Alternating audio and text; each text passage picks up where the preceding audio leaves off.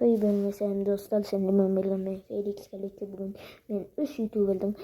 Aşağısındagını aytaman. Birinci bizde Қазақша, яғни Қазақша қазақтардың атын жамылып әртүрлі заттар айтып жүрген. Яғни Қазақша бізде YouTube'да да, TikTok'та да өзін қазақ сияқты ұстайды, бірақ өзінің эфирінде TikTok'та өзі орысша сөйлейді.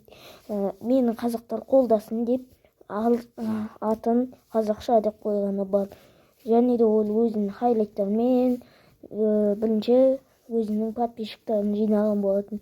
Екінші бізде Дейлин мен Айшуақ екеуін бірге қосып айтайын. Олар план түсіреді, я білем.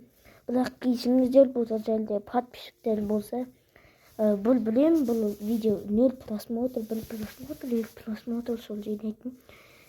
Короче, бәріміз білеміз Дейлин Айшуақты троллинг дейді.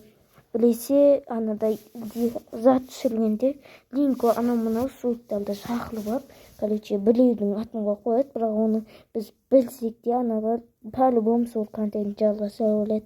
Яғни өздері бірінші видеоның басында оны құлақ қояды да, яғни видеоның соңында қарай оны тапқандай болып, мынандай істедім, бұлай істедім дейді.